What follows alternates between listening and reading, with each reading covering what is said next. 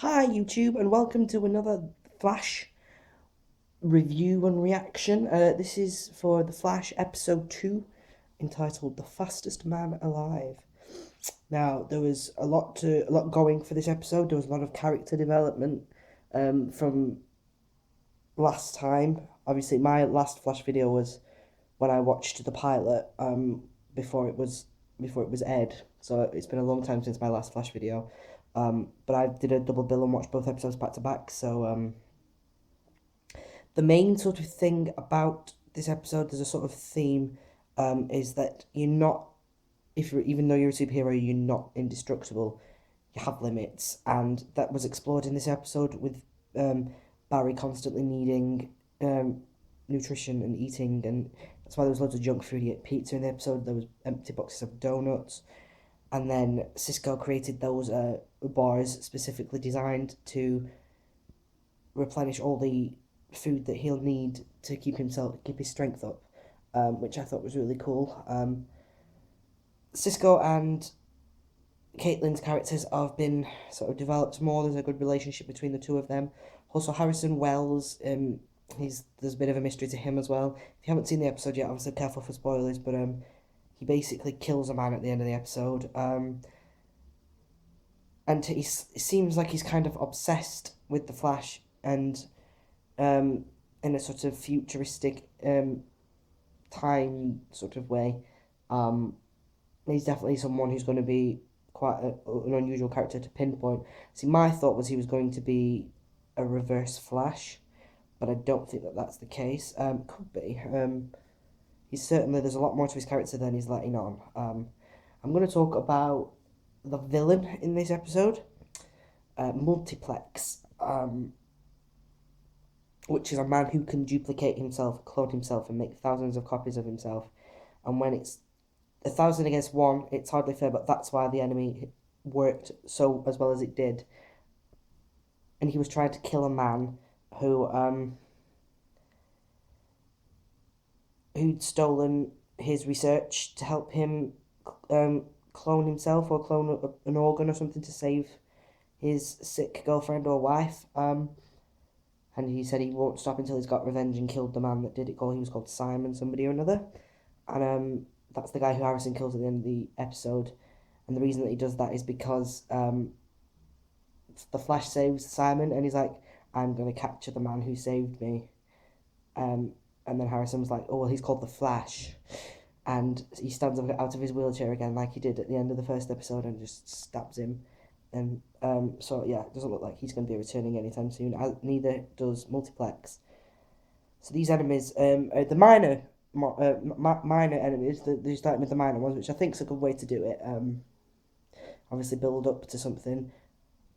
Something about the way Caitlin's like facial expressions are portrayed is, I think that there's more to her than meets the eye. I think she thinks she knows she's gonna that she's got powers and she's gonna turn out to be Killer Frost.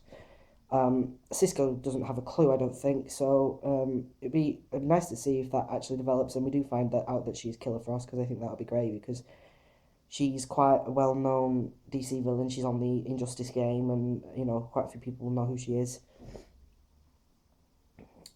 And Cisco's nickname, Captain Cologne, I think that's going to be a running joke through the series.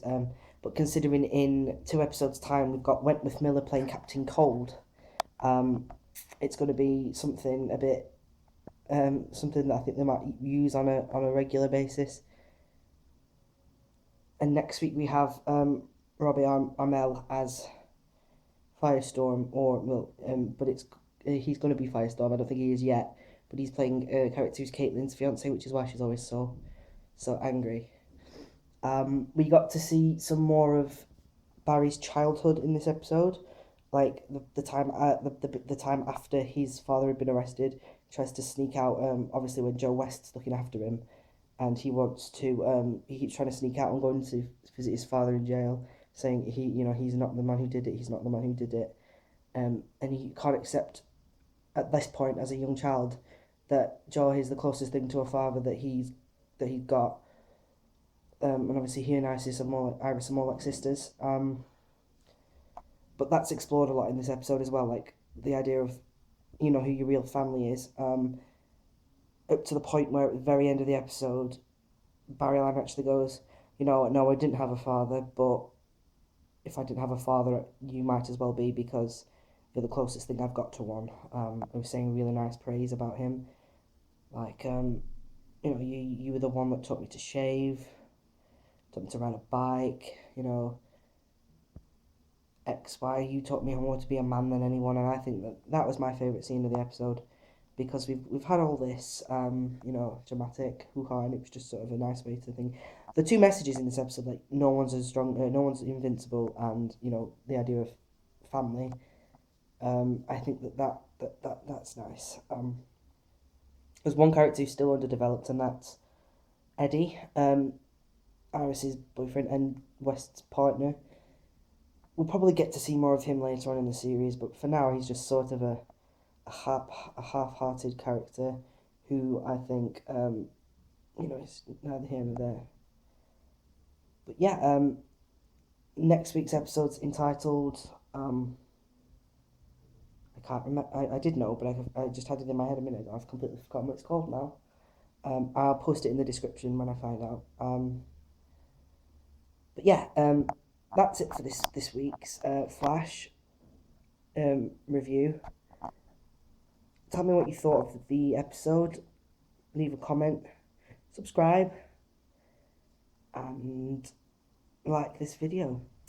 And I shall hopefully see you all again next week for the next Flash episode and the review. And I will be, as I said on my Gotham video, I'm going to try and get these videos out in time, as opposed to having them all crammed into another week, because I'll be putting all 3 videos on today after this recording's finished, and, you know, sort of have another. But I will see you next week. Ciao for now.